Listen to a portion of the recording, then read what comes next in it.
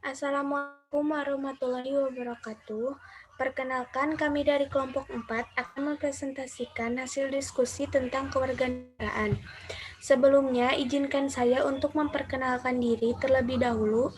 Nama saya Ajkia Nurul Fauzia dengan NPM 204102086 kelas C. Di sini kami akan membahas mengenai poin A, B, dan C yang beranggotakan satu, saya Ajkia Nurul Fauzia, dan yang kedua, Aidih Niri Kotunisa, dan yang ketiga, Reka Meliana Putri.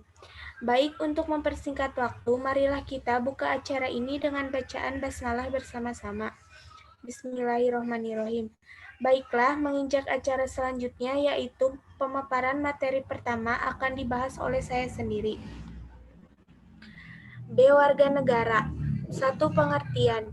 Guy Murdoch menyatakan bahwa warga negara adalah suatu hak untuk berpartisipasi secara utuh dalam berbagai kegiatan struktur politik, sosial, dan kehidupan kultural melalui pemberian ide, gagasan, bahkan ikut serta dalam menciptakan bentuk-bentuk atau formula yang tepat di dalamnya. Adapun A.S. Hikam mendefinisikan bahwa negara dari kata citizenship yaitu sebagai kumpulan anggota dalam suatu kelompok atau komunitas yang pada akhirnya membentuk sebuah negara sendiri. Ketentuan Pasal 26 Ayat 1 Undang-Undang Dasar Negara Republik Indonesia tahun 1945 menegaskan bahwa warga negara Indonesia adalah orang-orang bangsa Indonesia asli dan orang-orang bangsa lain yang disahkan dan ditetapkan dengan undang-undang sebagai warga negara Indonesia. Baik, terima kasih. Untuk materi selanjutnya akan dipaparkan oleh Aidih Niri Kotunisa, kepadanya dipersilahkan.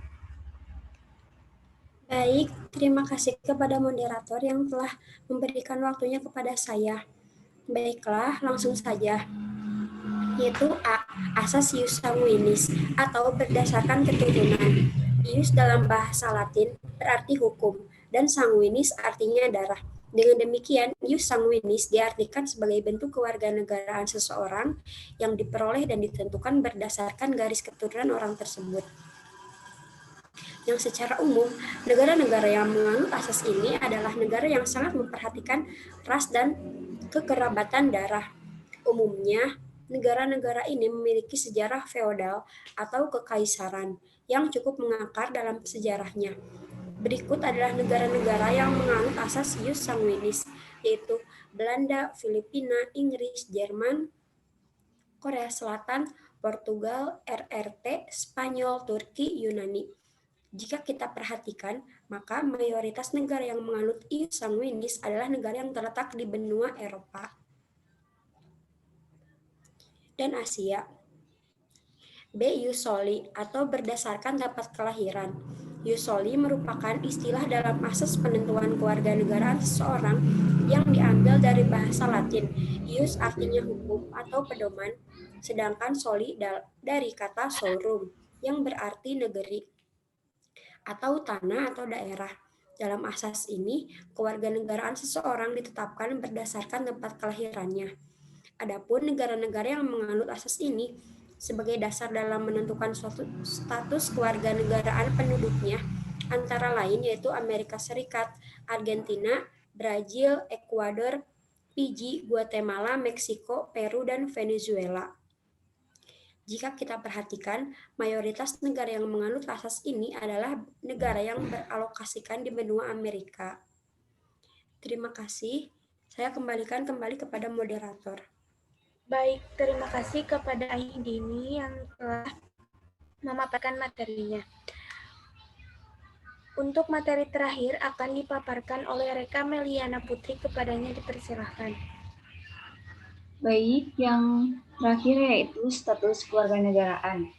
Yang pertama ada apartheid. Apartheid merupakan sebuah konsep mengenai adanya seorang penduduk yang sama sekali tidak memiliki kewarganegaraan, yang disebabkan oleh orang tersebut lahir di sebuah negara yang menganut asas ius sanguinis. Contohnya, seseorang yang memiliki status kewarganegaraan Y menganut asas ius soli, lahir di negara X menganut asas ius sanguinis. Seseorang tersebut tidak diakui oleh negara X maupun negara Y. Hal tersebut yang menjadikan orang tersebut tidak memiliki status kewarganegaraan. Lalu yang kedua yaitu bipartite. Bipartite merupakan sebuah konsep mengenai adanya seorang penduduk yang memiliki dua kewarganegaraan sekaligus atau dwikewarganegaraan. Apabila orang tersebut berasal dari orang tua yang mana negaranya menganut asas ius sanguinis, sedangkan ia lahir di sebuah negara yang menganut asas ius soli. Contohnya, seseorang yang memiliki status kewarganegaraan X menganut asas ius sanguinis lahir di suatu wilayah negara Y menganut asas ius soli. Kedua negara mengakui seorang tersebut sebagai warga negaranya karena pertalian darah dengan orang tuanya dan juga tempat kelahirannya. Lalu yang ketiga yaitu multipartite. Multipartite merupakan sebuah konsep mengenai adanya seorang penduduk yang memiliki banyak kewarganegaraan. Contoh, seseorang yang telah memiliki status kewarganegaraan ganda, kemudian ketika dewasa ada sebuah negara lain memberikan status kewarganegaraan yang baru, lalu diterima dan tidak mau melepas status kewarganegaraan yang dimiliki sebelumnya. Sekian dari saya kembalikan kepada moderator. Terima kasih kepada Reka Meliana yang telah memaparkan materinya. Baik, untuk contoh permasalahan yang akan kami bahas adalah tentang anak yang berkewarganegaraan ganda.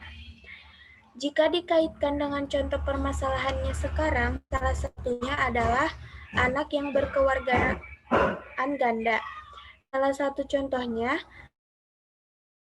campur yang lahir sebelum diundangkannya Undang-Undang Nomor 12 Tahun 2006 yang tidak didaftarkan oleh orang tuanya atau walinya sebagai anak berkewarganegaraan ganda.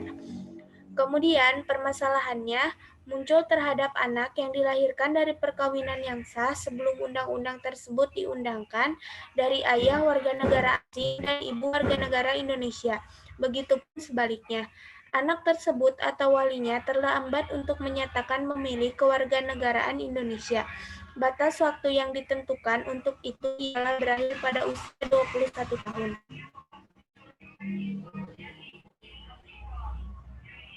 Lalu untuk solusinya, mengatasi masalah tersebut, maka jika anak tersebut menginginkan kewarganegaraan Indonesia tanpa dengan status bipartite, maka Indonesia mengaturnya dalam Undang-Undang Nomor 12 Tahun 2006 tentang Kewarganegaraan Republik Indonesia pada pasal 9.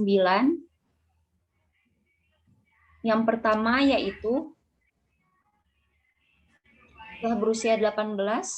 Yang kedua, pada waktu mengajukan permohonan sudah bertempat tinggal di wilayah negara Republik Indonesia paling singkat 5 tahun berturut-turut atau paling singkat 10 tahun tidak berturut-turut. Dan yang ketiga, sehat jasmani dan rohani. Yang keempat, dapat berbahasa Indonesia serta mengakui dasar negara Pancasila dan Undang-Undang Dasar Negara Republik Indonesia tahun 1945. Yang kelima, tidak pernah dijatuhi pidana karena melakukan tindak pidana yang diancam dengan pidana penjara 1 tahun atau lebih. Yang keenam, jika dengan memperoleh kewarganegaraan Republik Indonesia tidak menjadi berkewarganegaraan ganda. Yang ketujuh, mempunyai pekerjaan dan atau berpenghasilan tetap. Dan yang terakhir yaitu membayar uang kewarganegaraan ke kas negara.